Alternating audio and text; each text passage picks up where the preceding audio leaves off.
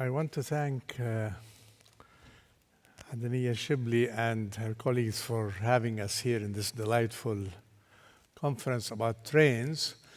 I was thinking that our colleague Zainab Shilag will end up with shots from Lawrence of Arabia blowing up the Hijazi lines. Maybe we'll have this as a finale at the end. I want to build on what Zainab Shilag was doing with the modernity and the Ottoman railroad by proposing the opposite, which is the disappeared trains from public memory and its reappearance in folk songs and peasant wedding songs about a train that does not seem to exist, which is the Ramallah-Jerusalem train from the 1915 period. And that's what I call the disappeared train and repressed memories from the Great War.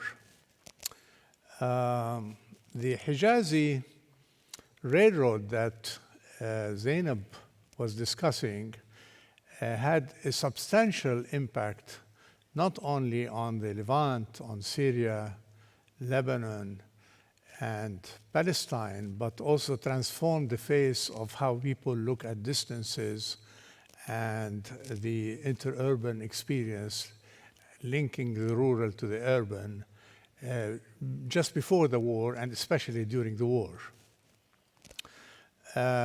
One of the issues that was discussed was how the Great War was a major vehicle in accelerating the process of mechanization in the Ottoman domains. It involves the building of railroads, electrification, telegraph lines, and this was aimed to a large extent on linking Anatolia, the Sultanate, to the Arab lands in the south. During the war, this process was accelerated, and one of its features was to consolidate the southern front, which, in preparation for the war with Britain and the Allies on the Sinai and Iraqi front in Suq al-Amara in the Shatt al-Arab area. Railroads were absolutely essential for bringing troops, equipment, and material to that front. The Hijazi Railroad was an imperial scheme. Its main objects, discussed already by Zainab, was to strengthen access and control over the Syrian provinces, but also ostensibly to consolidate the pilgrimage to the holy sites in Hijaz and Palestine, because Qudus Sharif was also part of the Holy Land as well as the Hijaz area. But lately it was also aimed at solidifying defenses of the southern front, both in Sinai and in southern Iraq, in Bir Saba area and along what the Ottomans called Jabhat Philistine, the Palestine front. One consequence of this, which we saw in the film Lawrence of Arabia, was the weakening of Hijazi autonomy, which at the time was run by the Hashemites, and it was the economy of that, the railroad system, both expediting support for the pilgrimage, but also the economy of the pilgrimage. The weakening of that autonomy was one of the major reasons for the secession of the Hashemites and their allies with the British during the war. The railroad was a very crucial aspect of that conflict. One area which I'll be talking about in the peasant song that I will discuss in a minute is the association in people's mind of the railroad and the construction with corvée labor, Tawabir al-Amali or Tawabir al-Shaghili as they were called, as well as Sefer Berlik, which is the process of conscription of young men and sending them to the front, never to return again. I don't know if you noticed, but in the film by Rania Stefan, there was clips from a film called Sefer Berlik and the songs of Fairuz. This film is not seen much these days, but I think it was shot in the 1950s, late 50s. And one feature of it is, of course, Sefer Berlik, or military conscription of young men, which turned a great deal of the Arab peoples against the Ottomans because young people were conscripted. They were sent to Anatolia, they were sent to Erzurum in the Russian front, they were sent to Kut al-Amara and, of course, to Sinai. And a huge number of them never came back. What I want to do in the few remaining minutes is to examine how archives helped us look at repressed memory of trains and Sefer Berlik. And in particular, I'll be talking how the use of several sources, archival sources, help us uncover some of the lost material that exists from the war. Some of these materials are diaries and memoirs, which I have used in my social historical research, but here I also want to introduce folk songs and ditties and ballads. Another major source which helped us look at the Hijazi Railroad and its contours is the German Bavarian State Archive records of aerial photography, which is now available for researchers.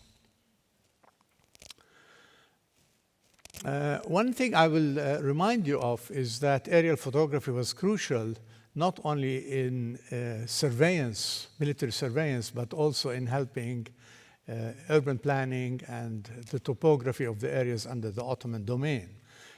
In the case of Palestine, there's one city, Bir Saba, Beersheba, which was planned partly through the use of aerial photography by the German and Ottoman nascent Air Force at the time. These are pictures from the planning of Bir Saba of that period.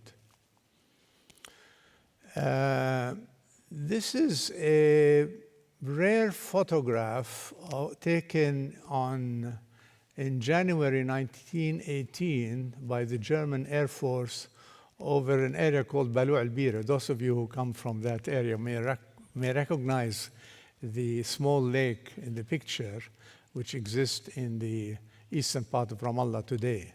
And it's crucial to explain what I'm going to talk about, the disappeared train. The rail construction for that period is associated in people's mind not only with Sefer Berlik, with conscription, but also with the famine, with the Great Famine of 1915, 1916. That famine was a major impact on the great loss of lives that took place in Syria, Lebanon, Palestine. And we have with us a rare song composed by Wasif Johariye. It's the only song he composed, actually. He was a very famous musician, but he was a performer, not a composer. But he composed this song, which he claimed, I don't know how true this is, I think it was a satirical claim, that it became the national anthem of Palestine. The song is called Karshat. I don't know how to translate Karshat in English. Are there any Scots people in the audience? Because the Scots eat a very weird meal called haggis. And haggis is the nearest thing to Arabic karshat that we have. This song celebrates the missing dishes which existed in Palestine and in Jerusalem in particular before the war. And it's one way of mesmerizing about food that does not exist anymore. And if you don't mind, I'll just play a little section of it because it's the only song that has survived from this famous musician in his own voice, recorded for Lebanese radio in 1954. And This is just a footnote in this talk, but if you don't mind turning the voice on.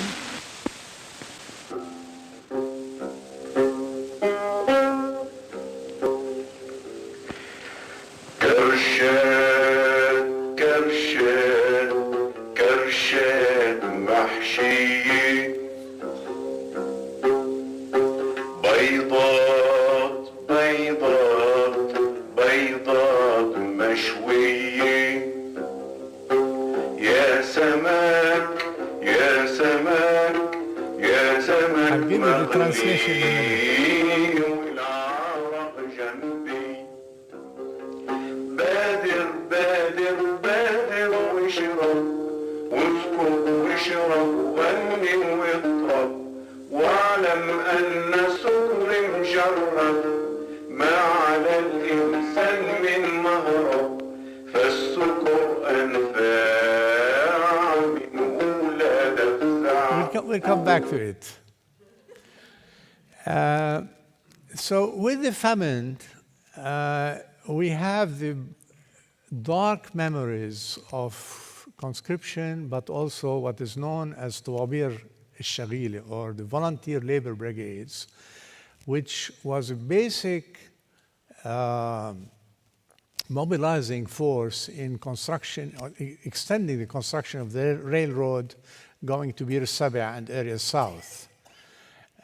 These were labor brigades. They were called volunteer, between quotations, because people were forced to work in them, and most of the people working in them were members of minorities who were not trusted to go to the front, as well as older men from Syria and Palestine.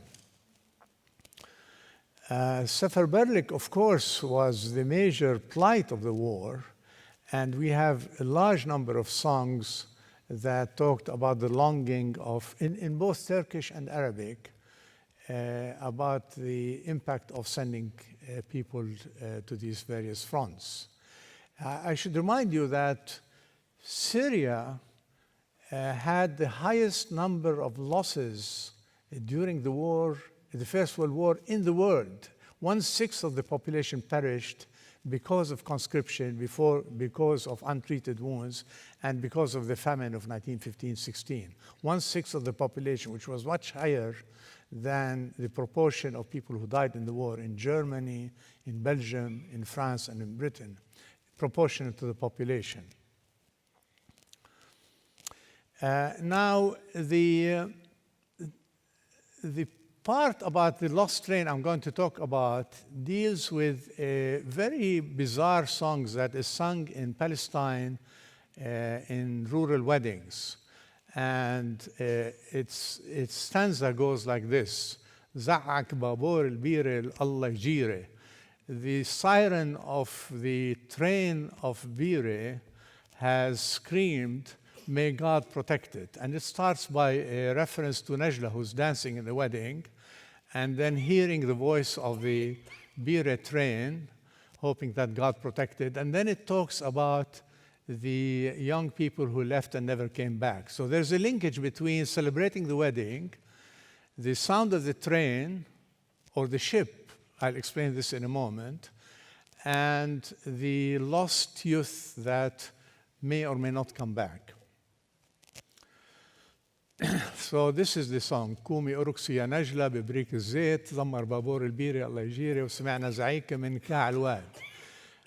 Rise up, Najla, come and dance with the jug of oil on your head. We hear the train of Bire screaming, "May God protect it," and we heard its sirens all the way from the valley. This is the basic stanza of the song, which keeps repeating itself.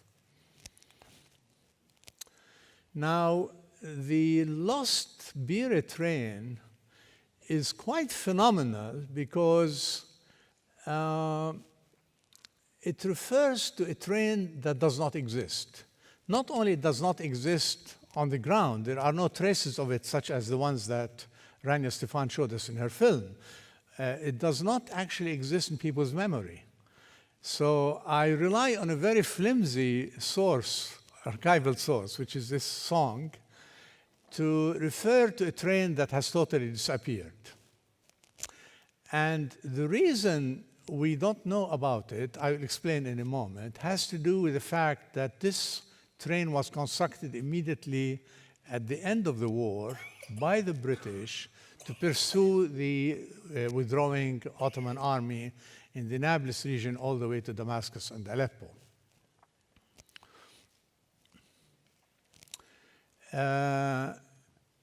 So the song about the Beirut train talks about the departure of young people going to the Americas, rarely coming back, and also about Seferberlik, about conscription.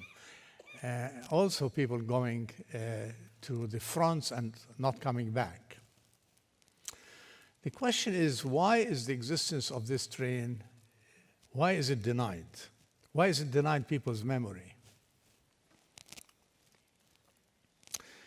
Now, one thing about the train is that it refers to in Arabic by the word babor.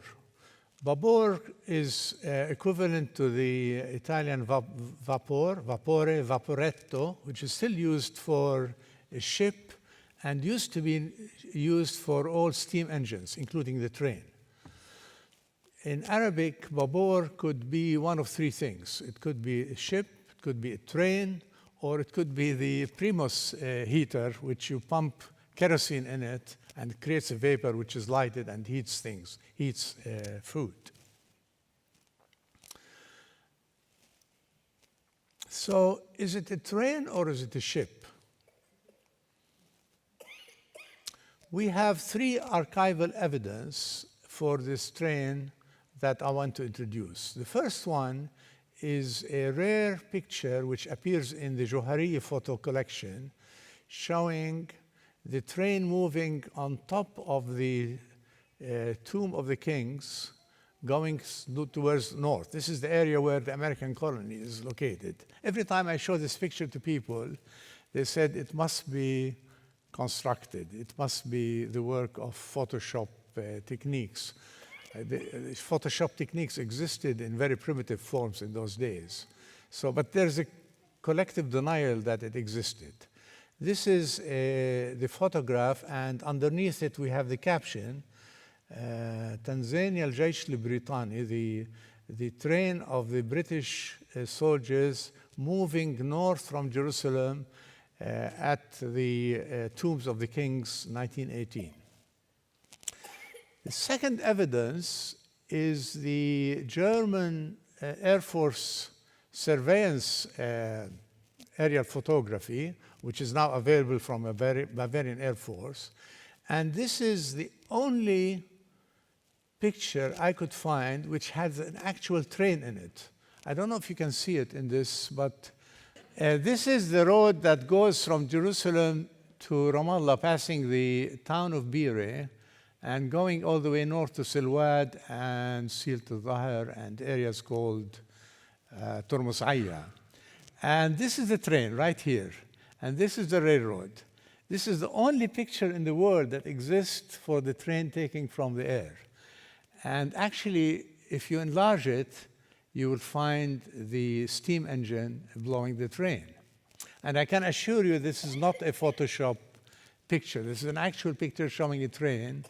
And the date here is the 15th of August, 1918. This is a great find. I was shivering when I discovered it because it proves that the train actually existed. According to the historian Pick, there's very little in the British archives about it. The train was a rail system built by Colonel Jordan Bell, who commanded the Rail Builders Company 272 of the British Engineering Corps, and they used 850 laborers. Immediately after the British occupation of southern Palestine, they brought Egyptian and local Arabs. Half of them were women. And they built the railroad within 3.5 months, linking Jerusalem to areas north.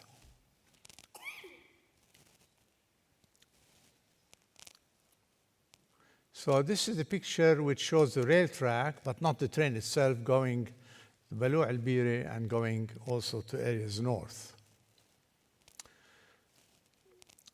So the third evidence of the existence of the train are these pictures, which show the history of the rail track, which was built late 1917 and early 1918, continued to be used and was dismantled in 1919. Why was it dismantled? Because by that time, the Ottomans had withdrawn north of Nablus to Damascus, and from Damascus to Aleppo, and by that time, the army was defeated. The railroad was no longer necessary to bring troops and equipment to the north. So the question is, did the Biri train exist or not?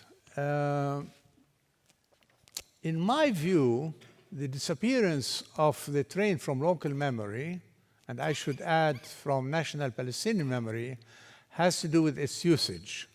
Unlike the Hijazi Railroad, which Zainab Sharik was talking about, this train was used exclusively for bringing equipment and troops to the northern front.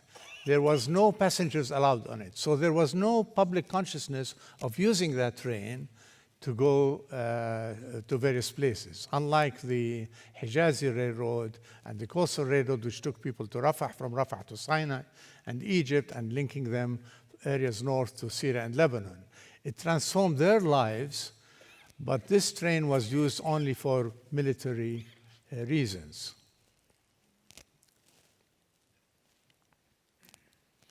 In some way, the train is similar to the visual impact of the Zeppelins. The Zeppelins were used extensively in Palestine during the war, but somehow people only know about them because of the photographic evidence. There's no public memory of the Zeppelins, and there was a similar experience with this train.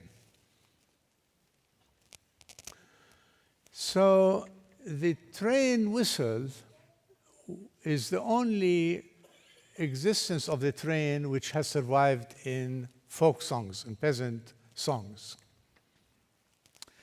The reason it is repressed, in my view, I would add, is because it's associated in people's mind with the taking away of the young people to the front, and also later with the train experience taking people to the diaspora and to America, where migration started in earnest immediately after the First World War. So only now can we regain it in these archival sources. And I thank you.